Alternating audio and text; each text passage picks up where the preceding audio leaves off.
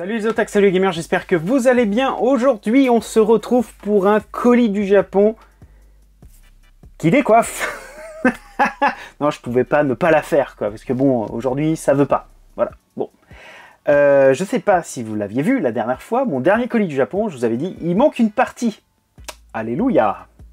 La deuxième partie est là. Je suis très content de pouvoir vous présenter cette suite. Alors, ça va être le colis du Japon .5, on va dire. Donc c'est un demi. Mais c'est pas grave parce qu'il y a quand même beaucoup de choses. Je me souviens, la dernière vidéo, il y avait quand même pas mal de trucs. Et là, pour cette fois-ci, donc vous allez avoir l'entièreté. Alors je vais pas vous remettre les jeux de l'épisode précédent, je vous invite à aller regarder cette vidéo. Mais pour cette fois-ci, il va y avoir de la Switch, il va y avoir de la Super Famicom en loose et en boîte. Eh, pas mal. Ça vous hype ou pas? Dites-moi dans les commentaires. Puis si vous n'êtes pas abonné, allez-y. Petit pouce bleu, commentaire aussi. Ça fait connaître la chaîne, c'est toujours bon. Allez, donc, vous allez voir, vous allez comprendre pourquoi finalement, dans ma dernière vidéo, j'étais pas très, comment dire, rassuré. Parce que quand vous allez voir les jeux, j'étais un peu vert de ne pas les voir dans le colis. D'ailleurs, j'ai eu l'explication après, mais bon. Tout est bien qui finit bien. Donc ce sont des jeux que j'ai achetés il y a déjà pas mal de temps, puisque l'envoi a été fait au mois de novembre dernier, donc ça a mis un bon gros délai. Et vous allez voir, il y a des trucs sympas. Oui, je sais, il y en a qui disent, bon bah vas-y, montre-les tes jeux, quoi, parce que vous dites, vous allez voir.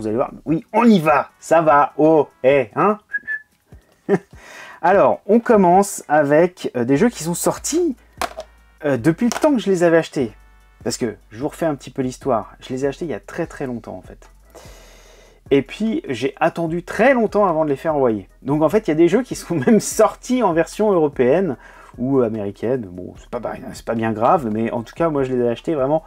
Mais alors, une bouchée de pain. Et en neuf, en plus. Parce que j'avoue que ces jeux-là étaient vraiment pas chers quand ils sont sortis au Japon. Donc, et en ce moment, d'ailleurs, le yen, ça vaut le coup. Hein.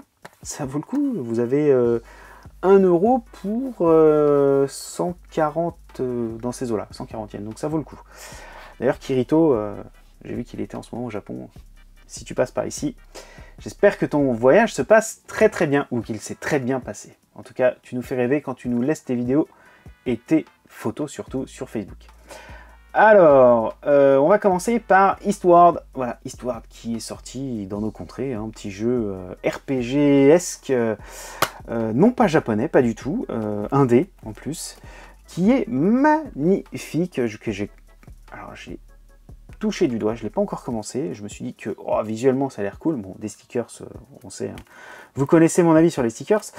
Vraiment très sympa. Visuellement, ça tabasse. Mais vraiment, quoi. Je trouve ça magnifique. D'ailleurs, c'est ce qui m'avait vraiment emballé quand j'avais vu ce jeu-là. Qui d'ailleurs, à l'époque, n'était disponible qu'en démat.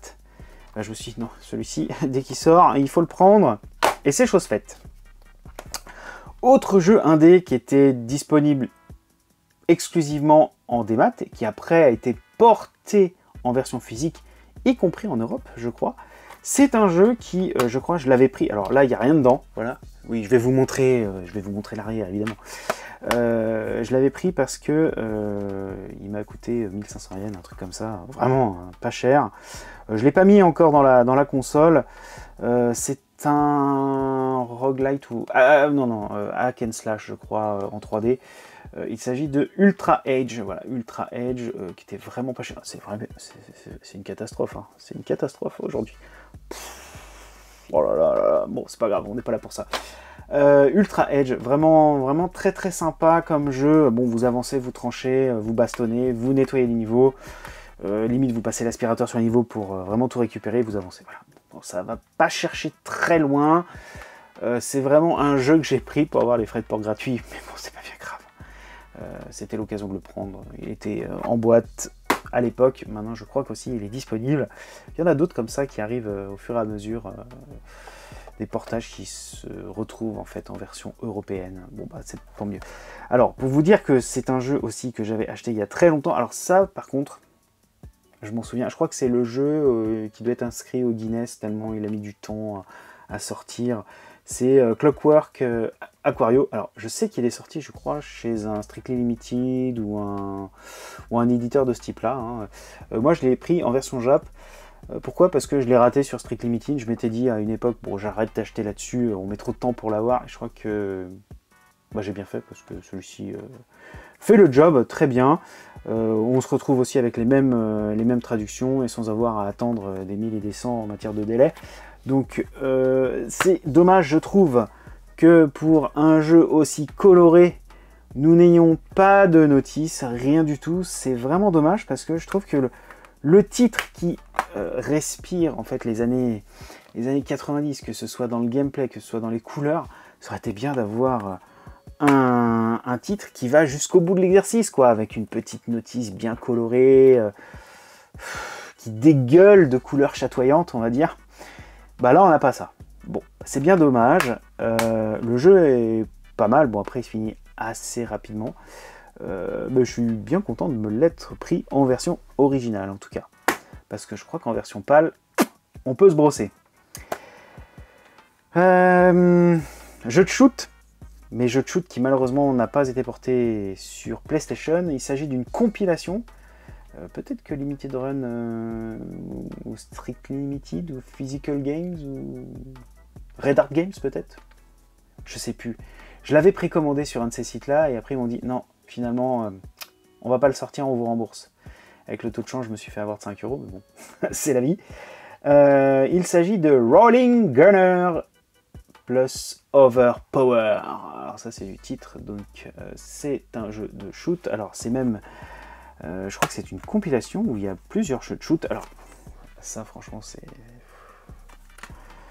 Pour des jeux, ouais non, ça aurait été un jeu qui sort d'un site genre Limited Run, etc., qui n'ait pas de notice, j'aurais gueulé. Bon là, ok. Jeu de shoot, pas très cher, j'ai chopé d'occasion. D'ailleurs pas commun les jeux de shoot d'occasion au Japon, hein. C'est tendu, c'était tendu pour l'avoir. Ce n'est pas un jeu aux enchères en plus, donc je suis bien content de l'avoir chopé. Bon jeu de shoot, accessible, bon délire. Bon défouloir. Voilà pour la Switch. Alors maintenant on va attaquer de la Super Famicom. Vous allez voir, il y a des trucs ultra communs. Et il y a des petites choses qui sortent un petit peu derrière les fagots. Je vais commencer par un truc ultra standard, mais qui est en boîte. On va commencer par ça. Après j'ai d'autres trucs ultra standards qui sont en loose aussi. Hein. Je sais pas pourquoi, mais j'ai un affect particulier avec cette série de jeux de chez Human Entertainment. Ce n'est pas Human Grand Prix. Il s'agit de... Eh oui, Super Soccer, ou en japonais, Super Formation Soccer. Voilà, donc voilà un petit peu comment dire...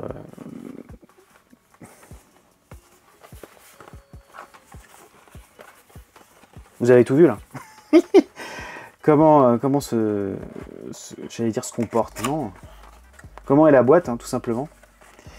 Bon, je sais plus s'il est complet celui-là. Parce que, ouais, il est complet. Ça sent le renfermé et le début des années 90 japonais, ça. Oh, en même temps, il y a des boutiques au Japon qui sentent cette odeur. Et c'est souvent dans ces boutiques qu'on fait les meilleures affaires. Si vous voyez ce que je veux dire. Ah, le Japon. Un jour, je vais y retourner. Et je vous emmènerai avec moi dans des boutiques qui peut-être existent encore. Et il y en a des nouvelles. Puis on va sortir des contrées aussi. Mais ça va prendre du temps. Ne vous affolez pas, ça va prendre un petit peu de temps. Mais ça va revenir les vlogs du Japon. Je vous le dis, ça va revenir. Je sais pas quand encore. Mais ça va revenir. Ça va revenir. Donc la petite, j'allais dire jaquette, mais non, je yoyote complètement avec la petite notice, avec des artworks franchement que je pense que j'arriverai à refaire. Hein. ça va pas chercher très loin. Bon après, hein, c'est un super soccer, hein, ça va pas chercher non plus ultra loin, ça fait partie du line-up qu'on a eu sur la, comment dire, sur la Super Nintendo à l'époque. La France, qui n'était pas à son paroxysme à cette époque. Hein. Je me souviens, c'était l'Allemagne, c'était le Brésil, les derniers c'était la Belgique, et puis je crois qu'après on avait aussi, devant on avait l'Argentine, etc. Ou l'Italie aussi, hein, grande nation du football. Enfin bon, on arrivait très très loin. Et je me souviens qu'il y avait un cheat code, alors c'était pas le Konami code, pour avoir en gros l'équipe avec tous les meilleurs joueurs de toutes les équipes. Je me souviens plus comment ça s'appelait ce code là. Faudrait que je regarde, c'était drôle, c'était drôle. Et la cartouche, alors on a le petit truc, attention, mettez pas les doigts dans la prise, hein. Bon, voilà, on s'en fout, la cale, on s'en fout. La cale en bon état, un peu jaunie, mais bon. Et la fameuse... Alors on n'a pas le mec qui fait waouh, vous savez, le gardien de but. Non, là on a juste un truc ultra sobre, super formation soccer. Hein. Alors ça c'est un jeu qui coûte 50 yens. Hein. 50 yens, 100 yens en boîte, il doit coûter 200 yens. Franchement, on n'est pas vraiment sur un jeu où on va se ruiner. Ça fait partie des jeux qui sont vendus, qui se sont vendus par camion. Et ça fait partie des jeux aussi qui sont utilisés très probablement pour faire des cartes mode parce que ça coûte pas cher de les transformer. Enfin bon, moi, je sais pas comment faire ce genre de truc. Je m'en fous. De toute manière, moi je suis content. J'ai le 1, alors peut-être que je trouverai un jour le 2, je crois qu'il y a le 3, le 4. J'aime beaucoup. J'aime beaucoup ce genre de jeu de foot à la con, parce que j'y ai tellement joué. On a fait des tournois avec copains de l'époque. C'était cool, c'était fun, c'était n'importe quoi, parce que vous mettiez des coups d'épaule de dingue. Et il y avait toujours la technique où vous vous mettiez pile aligné avec le poteau, vous tiriez et évidemment vous marquiez. Donc super formation soccer. J'espère vous présenter un jour toutes les formations soccer qui ont existé. Je vous propose de continuer d'ailleurs sur Super Famicom, mais maintenant en loose, avec un jeu de foot. Encore un jeu de foot. Ah mais non, il y en a encore deux même. Donc il y aura 3 jeux de foot. Je sais pas pourquoi, les jeux de foot, je suis pas fan, mais sur Super Famicom et sur Neo Geo, avec les Super Sidekicks, hein, j'adore. Jeux d'arcade, vraiment très sympa. Après, les FIFA, les PES et tout ça, moi ça me gonfle. Mais ces jeux-là, je les trouve vraiment cool. Alors, on va commencer par un autre jeu. Alors, lui aussi, ça coûte une 50aine de yens. Hein, ça va pas vraiment chercher très loin. Donc là, on est passé de Human Entertainment à Namco, avec Prime Goal. Alors là aussi, c'est un jeu qui cote vraiment pas, c'est un petit jeu de foot sans prétention, où là on va pas être sur la ligue internationale, enfin la Coupe du Monde ou ce genre de manifestation sportive, mais on est sur de la J-League, c'est pour ça que je l'ai pris. Donc j'ai le numéro 1, il existe je crois 3 opus qui sont un petit peu moins évidents à trouver, je sais pas pourquoi, parce que c'est pas forcément des jeux ultra cotés ni ultra rares. Peut-être que si l'opportunité se présente, peut-être que je prendrai les 2 et le 3. Encore faut-il qu'il soit sympa, parce que des fois, d'un épisode sur l'autre, c'est bof, il revoit un peu le gameplay ou les menus, et puis ça devient injouable. Donc Prime Golf, voilà, Prime Golf. Prime Goal, sympa. Vraiment sympa ce petit jeu de foot. On continue avec un autre jeu de foot qui, là, par contre, c'était plus la curiosité qui m'a guidé. On n'est pas sur un jeu qui coûte excessivement cher. On passe chez Taito. Et c'est un jeu qui existe aussi sur Saturn. Un jeu de foot sur Saturn qui a été aussi porté sur le système Taito F3. Il s'agit de Hat Trick Hero. Alors ça, par contre, je ne l'ai pas essayé. Comme je vous le disais, c'était la curiosité. Tiens, je vois, il y a encore le petit... C'est marrant. Le petit sticker derrière du magasin d'occasion qui a dit ouais c'est bon, il colle un truc dessus et c'est ok, il a été vérifié, marrant. Donc Hat Trick Hero, faut que je regarde en détail ce que ça vaut comme jeu. Je pense que je vais le garder parce que bon, c'est la petite curiosité d'un jeu qui est sorti sur Saturn, qui est exactement, d'ailleurs c'est exactement la même typo, c'est exactement le même nom, hein. Donc est-ce que c'est le même qui a été porté? Je pense pas, parce qu'il y a quand même quelques générations d'écart entre la Super Famicom et la Saturn. Parce que là, on est sur quoi, là? On est sur quelle année? C'est même pas marqué. Bah, c'est pas marqué, parce que... 92. Donc non, on est loin de l'année de la Saturn. Bon, voilà. Donc voilà, c'est terminé pour les jeux de foot. Vous pouvez revenir, ceux qui n'aiment pas le foot, voilà. Alors, on a encore des jeux qui sont, ma foi, plutôt sympas. Alors, on a un jeu de réflexion, un puzzle game. Là aussi, on est sur un jeu qui coûte vraiment pas cher. Peut-être qu'un jour, je me le prendrai en boîte, celui-là. Ouais, je sais, je suis pas sur les jeux hyper cotés où je veux des jeux en boîte. Mais celui-ci, voilà, c'est ça. Alors, c'est quoi ce truc? Bah, en fait, c'est Mario Picross, tout simplement. Qui, d'accord, d'ailleurs, je crois qu'il n'est jamais sorti hein, sur Super Nintendo. Enfin, ça me dit rien du tout. On l'a vu arriver sur console portable, puis après sur d'autres Super Nintendo, la DS, etc. Mais je suis pas certain que sur Super Nintendo, on ait eu le tout premier, en fait, Picross, et Game Boy aussi, il est sorti. Donc ça, je l'ai pris parce qu'il y en a un à la maison qui aime beaucoup les puzzle games, les jeux de réflexion. Je ne l'ai pas encore mis entre les mains, mais je pense que ça va lui plaire. Ouais, il est plus des mineurs, jeux de réflexion, des fois. Mais voilà, il en faut pour tous les goûts. On continue avec un jeu. Alors là, j'ai un doute. J'ai un doute parce que à chaque fois, je me fais avoir avec ces jeux-là. Je vous l'avais montré la dernière fois, je crois, ou l'avant-dernière fois dans un colis Japon. Je sais plus, c'est un jeu SNK porté par Takara. Alors je sais plus si c'est Last Blade, Real Bout, Garou Densetsu, je ne sais plus. Mais c'est la version spéciale. Donc je pense que ça doit être Fatal Fury spécial. Dites-moi dans les commentaires si je me trompe. J'ai pas d'anti-sèche, hein, c'est pas marqué derrière. Et puis je dois avouer que j'ai pas trop regardé avant. Mais en tout cas je suis très content de l'avoir parce que c'en était un qui me manquait. Parce que je me souviens, hein, quand j'avais eu les derniers colis, là, il y avait des trucs qui me manquaient. Et je m'étais dit, bah, ce serait bien que je les ai tous, histoire de se dire, bon bah voilà, allez, full set en loose, des jeux SNK portés sur Super Famicom. Bon, on est loin de la qualité de la console d'élite. Mais ça fait toujours plaisir de jouer à ces jeux-là qui sont un peu, comment dire, austères en matière de gameplay. Hein, on est loin de la fluidité de l'arcade stick de la Neo Geo, mais bon, c'est pas grave, on se fait quand même plaisir. Voilà. D'ailleurs, j'en profite pour vous dire que prochainement, il devrait y avoir des colis du Japon spécial Lucky Bag. J'ai acheté plusieurs... en fait, à la nouvelle année au Japon, souvent, ce que les magasins font, c'est qu'ils font des sacs. Bon voilà, oui, petit problème technique, la caméra s'est éteinte. Bon, ça arrive, ça m'arrive rarement, mais bon, c'est... Voilà, il y a toujours une première fois quelque chose.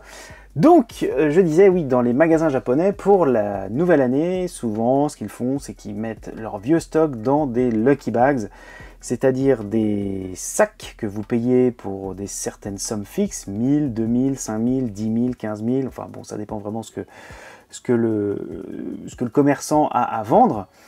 Et ce sont des sacs que vous achetez vraiment à l'aveugle, savoir un peu comme une pochette surprise. Vous regardez à peu près un petit peu ce qu'il y a dedans, puis alors sur internet c'est encore pire, puisque de toute façon vous pouvez rien voir. Donc j'en ai pris plusieurs, parce que pour 2023 il y avait des boutiques qui faisaient ça.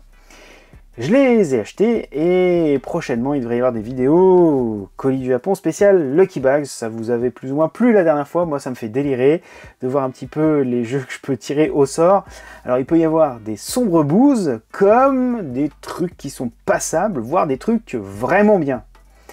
Donc ça va être la grosse surprise. Je crois que j'en ai pris plusieurs, mais alors le nombre exact je me souviens plus. Je sais qu'il y en a un plus gros que d'autres.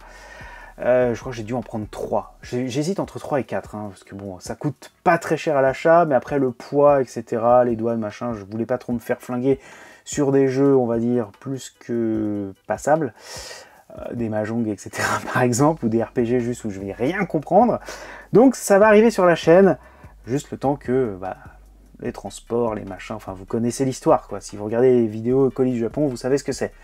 Bref, on retourne à notre petite vidéo du jour, à savoir qu'est-ce qui reste aujourd'hui dans ce colis du Japon, qui est une partie 2 de l'épisode d'avant. Pour ceux qui suivent, franchement bravo, je vous encourage à mettre d'ailleurs un pouce bleu si vous avez tout compris, ou me laisser un petit commentaire, ou vous abonner.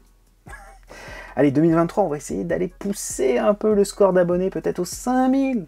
Voilà, ça fait 1000 en une année, peut-être pas, hein, je sais pas, on verra. Bref, 2 jeux Super Famicom encore en loose. qui s'inspire beaucoup de la technologie du mode 7 et plus particulièrement de, j'allais dire Wipeout, n'importe quoi, F0. Jeu de course, mode 7, hein. Vous voyez ce que je veux dire. Évidemment, ça n'arrive pas du tout à la cheville d'un F0, qui franchement reste une version, ouais, ça fait partie des meilleures versions. Oh, la version sur GameCube et N64 est pas mal, Game Boy, bon voilà, mais on est, bon, bref, peu importe, là on reste sur la Super Famicom. Il s'agit de Astro Gogo.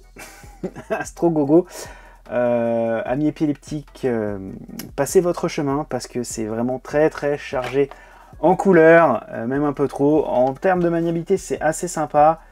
Bon, ça t'inspire un petit peu de F0. On reconnaît un peu le mode 7, etc. Évidemment, c'est pas un F0-like, hein, pas du tout. Mais j'avoue que c'était un jeu que je cherchais à avoir. Et très honnêtement, j'avais oublié qu'il était dans ce colis du Japon qui n'est pas arrivé à temps. Parce que j'avais fait des recherches pour me le retrouver. Et je ne retrouve pas en fait ce jeu en lot, parce que là, ça faisait partie d'un lot. Et ce jeu-là, je l'ai retrouvé à des prix 2000 yens pièce. Je fais non, mais non, c'est pas possible. Non, parce que ça en vaut pas du tout 2000, hein, ça vaut vraiment une paille, ce genre de jeu. Donc, un jeu de course Astro Gogo. D'ailleurs, je crois que Yvan Kaiser a dû faire une vidéo dessus, allez voir sur sa chaîne. Il a certainement, ce jeu-là, il a certainement dû en faire un test, si je me souviens bien. Voilà. Et un autre jeu, le dernier, qui lui aussi s'inspire finalement de la technologie de F0, et qui lui, avec un axe Z, donc vous pouvez monter, hein, on n'est pas sur une piste type F0, on est vraiment sur un truc un peu à la Space Harrier, hein, qui est un jeu, alors là c'était développé par qui? C'était Medlac, pas vu de la semaine, et là c'est Alken, c'est Hyperzone, voilà, c'est Hyperzone le jeu. Bon, c'est pas un jeu extraordinaire, mais je trouvais que ça faisait partie des petites curiosités à voir sur Super Famicom. J'ai pas passé des heures dessus encore. Je trouve que ça fait partie des jeux. Et d'ailleurs, souvent, ces jeux-là, avec un autre jeu qui est d'ailleurs dans ma wishlist, dont je vais vous parler juste après, on les retrouve souvent. En fait, on les retrouve souvent parce que c'est un peu le même principe, c'est la même philosophie, on va dire, F0-esque. Souvent, on le retrouve avec F0, avec Mario Kart. Et un autre jeu que j'aimerais bien avoir, c'est le Cats Run, qui est un jeu de karting avec des personnages issus d'animés, je crois. Enfin, la jaquette est toute rose et rouge. Celui-ci, c'est un petit peu plus compliqué. Il cote un tout petit peu plus, mais bon, c'est pas non plus la ruine. Mais j'avoue que ça fait partie des petits jeux Super Famicom que j'aimerais bien trouver en loose. Alors on peut le trouver entre 1000 et 2000. Hein. Évidemment, si vous cherchez en boîte, ça va taper beaucoup plus fort. Et puis alors si vous cherchez en boîte en euros, on est déjà à 250. Je trouve que ça pique vraiment trop pour ce petit jeu Super Famicom de karting, de course de véhicule, voilà, tout simplement. Et bien, écoutez, j'espère que cette partie 2 du colis du Japon précédent vous aura plu. En tout cas, vous comprendrez pourquoi j'avais un peu les en or, parce que je n'avais pas reçu la totalité de mon colis, puisqu'il avait été splitté en deux. Je pense que c'était pour passer peut-être les douanes, je ne sais pas. En tout cas, là, j'ai pas payé de douane là-dessus, donc yes. Voilà. Petite victoire, on va dire, de fin 2022. Hein. Eh bien écoutez, j'espère que cette petite découverte de jeu vous aura plu. J'imagine que les jeux de foot, ça vous aura pas forcément embotté plus que ça. Bon, moi ça, je trouve que ça fait partie des meilleurs trucs que j'ai pu choper. Toute proportion gardante, bien évidemment, parce qu'il y a une dimension sentimentale de ouf. Après, ça c'était quand même cool. Ça c'est quand même cool. Ça c'est super cool. Par contre, si vous avez l'occasion de le choper en pâle, allez-y foncez. C'est vraiment d'une beauté. Mais alors... c'est à tomber par terre et ça met pas à mal la Switch, et je trouve que c'est un format en plus qui est très bien adapté pour l'écran de la Switch, que ce soit en mobilité ou sur votre télé géante 2500 pouces. Ouais. Pourquoi j'ai dit ça, j'en sais rien. Bon bref, c'est pas grave. Allez, moi je vous dis à très bientôt pour une prochaine vidéo dont le thème m'échappe totalement, je ne sais absolument pas. En tout cas, portez-vous bien, je veux bien. Ah, ciao tout le monde, et surtout, passez une bonne année. Bah ouais, on n'est pas encore arrivé à la date fatidique, donc je peux encore vous souhaiter les vœux. Ça se fait. Allez, ciao tout le monde. Bye bye.